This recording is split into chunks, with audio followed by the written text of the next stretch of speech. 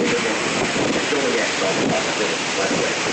He knew that someone could dig a channel to connect these rivers together. That this shallow, slow-moving little river here could control the trade for the greater part of the American continent. That canal would remain an idea until 1848. It would be called the Illinois and Michigan Canal, and that's what turned this into the major waterway from the East Coast right through here all the way down to the Gulf of Mexico. The same year, 1848, the first railroad also opened, the Chicago and Galena Union, and thus began Chicago's tremendous growth. Just 6 years later, Chicago had become the world's busiest rail center with 3,000 miles of track, 96 trains entering and leaving the city every day. America expanded across the continent, the railroad transported people and goods between the western frontier and the industrialized eastern states.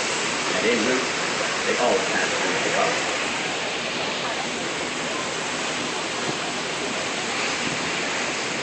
By autumn of 1871, Chicago had 300,000 residents, most of whom lived and worked in wooden houses that lined wood-paved streets.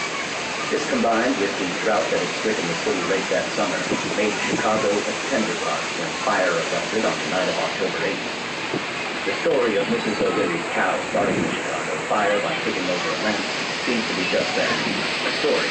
And Mrs. O'Leary was officially let off the hook in 1997. But regardless of how the wind-swept fire started, when it was over, 300 people were dead, 100,000 were left homeless and jobless, and 18,000 structures had literally gone up in smoke. But despite the physical destruction, most of the city's infrastructure, as well as Chicago's strategic geographic importance, remained intact.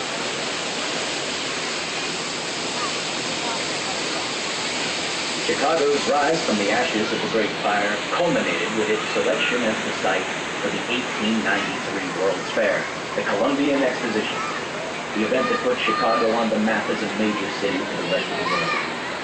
One enduring legacy from the fair was from a New York newspaper editor that was upset that their city lost the bid to host the fair and advised his readers to ignore the nonsensical claims of those windy politicians from Chicago.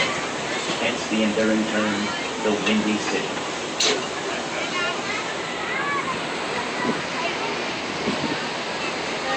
Now we are passing the northern lakefront of Chicago.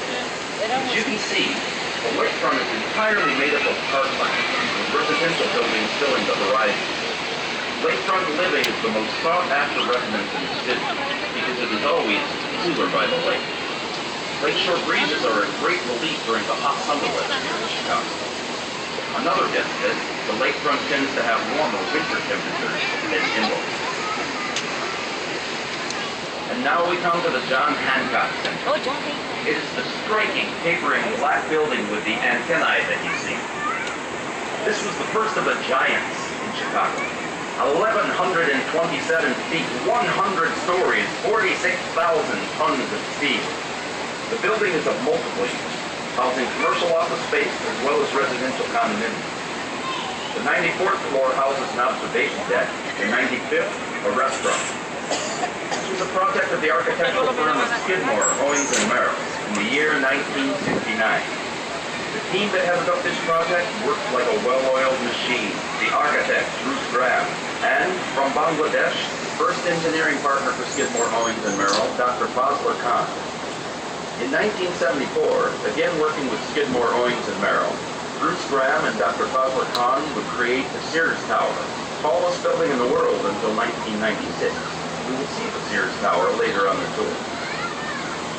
As we look at Big John, as we Chicagoans affectionately call this building, you will note it has distinctive tapering profile, and that the structural elements of the building are also the artistic elements of the building. This is the style known as modernism, also known as minimalism or international order. In this style of building design, architects eschew ornamentation, decoration is unnecessary for a fair visual approach. The idea being that the beauty and structural elements of the building are one and the same. Modernism owes a certain debt to Chicago, as the first simple steel-frame skyscrapers were built here in Chicago after the Great Chicago Fire. While there is some discussion as to whether the skyscraper was actually invented here, most of the innovations The steel frame or skeleton, as well as expansive use of window glass occurred here from about 1880 through 1910, a period, as we mentioned earlier, now known as the Chicago School of Architecture. The Chicago School was greatly influenced by Bauhaus, an art compound in Germany in the 1920s, where the style known as modernism was coming into use. Art and technology, a new unity, was the aim of What a striking new addition to our Chicago the style. second director of the Bauhaus was Mies van der Rohe, whom we can think of as the father of this modern minimalist approach. In 1938, Mies left Germany and came to Chicago to become the director of the University. Renamed the Illinois Institute of Technology, he designed IIT's campus in the modern style and mentored generation upon generation of young architects. Mies van der Rohe's most forceful demonstration of the minimalist aesthetic, and one that would determine the visual of urban centers to this day, were the 860-880 North Lakeshore Drive apartment buildings. These are the two steel and glass buildings you see on the lakefront, directly in front of the John Hancock Center. These buildings were derived from radically innovative sketches Mies had made in 1921 for an all-glass tower he one time planned for Berlin. The walls, as you can see, are made up almost entirely of glass. This is possible because the load-bearing structure is the steel frame of the building. The glass curtain wall that you see became so associated with Mies van der Rohe that today his name is often used as an adjective to describe modernist architecture. Often you will hear buildings called Miesy in design. The neighborhood that we are looking at, below the John Hancock Center, is called Streeterville, named for Captain George Wellington Streeter, a carnival sideshow impresario, gun runner, con man extraordinaire. The neighborhood is called Streeterville because Captain Streeter literally created the land it existed on. In the late 1800s, Lake Michigan actually extended further west than it does today. This area was water and sandbars. On July 11, 1886, the good captain and his wife Maria ran their homemade steamboat, Tan, aground on the sandbars, right where the Hancock building now stands. The wily captain made a breach to the shore and obtained permission to stay until he fixed his boat. Old Captain Streeter never got around to fixing the boat, however. Instead, he invited developers to dump garbage and debris around the stranded boat, eventually creating over 100 acres of man-made shoreline. Looking at the shoreline survey map of 1821, the captain noticed that his man-made shoreline buildup was not recorded. He decided, therefore, that the land was not part of Chicago, or even Illinois for that matter. Captain Streeter declared it a federal district, the District of Michigan, naming himself as governor. He began selling plots of land to gullible investors in his place, with guns in the street and lawyers in the court, for the next 30 years over the area that became known as Streeterville. Finally, with plans looming for business development on the north side of Chicago, the richer residents of the city had had enough of the captain's antics. His claims to the land were rejected in court, and they finally kicked the captain off the land for good in 1918 for selling whiskey on Sunday. Captain Streeter would end his days selling hot dogs at Navy Pier, which was then called Municipal Pier. From his hot dog wagon, perhaps the captain ruefully glanced at the neighborhood, which had his name attached to it, but not his person. To this day, in honor of one of Chicago's most colorful characters, the neighborhood is called Streeterville. And now, direct your attention to the east, your left, at the vast expanse of Lake Michigan, which, along with Lake Huron, Ontario, Erie, and Superior, comprise the 5 Great Lakes, the largest connected bodies of fresh water in the world. Lake Michigan is actually the 3rd largest of the Great Lakes, and is the only one that lies entirely within the United States. The surface is 582 feet above sea level as measured in New York, and the lake bottom at its deepest point is 341 feet. The lake is 307 miles at its longest point and 118 miles wide.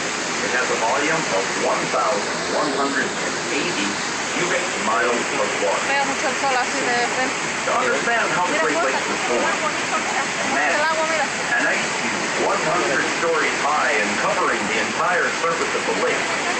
This is what the glaciers of 12,000 years ago would have looked like. As the glacier moved across the surface of the land, it would carve out the two basins that would form Lake Michigan. As it melted, the fresh water of the glacier would fill the basins to form the lake. The lake level actually varies roughly 6 feet every 11.5 years. There are slight tides on the lake, caused by the gravitational pull of the sun and the moon. Right. Lake Michigan and its surrounding streams are host to a variety of fish. Lake trout, sturgeon, whitefish, salmon, grayling, gulpin, sunfish, bass, perch, and buffalo fish. The lake also hosts quite a variety of birds, many gulls and cormorants. During migration, Canadian geese are a common sight. By the way, don't let the seeming calm of this lake fool you. Lake Michigan can produce phenomenal storms. Every 20 years or so, it seems, a major storm occurs, some with the force of hurricanes. Because the Great Lakes are inland seas, heavy storms can occur at any time. In May 1894, a storm raged for 3 days on Lake Michigan. 100,000 people stood on the lakefront and saw the schooner Jack Thompson blown into the schooner the Rainbow. The ship named the Evening Star rammed the ship called the Myrtle. When the storm was over, 35 schooners went down, and 27 lives were lost in the murky depths of the lake. One of the most serious storms ever on Lake Michigan was 4 days in November 1913. Whoosh! The wind blew 60 miles an hour. Crash! The waves were 40 feet high. Sadly, 19 ships were demolished and another 52 damaged. Many lost all hands on board. After the storm, a lakefront park that had taken 8 years to build was ruined. All told, 284 lost their lives in the storm of 1930.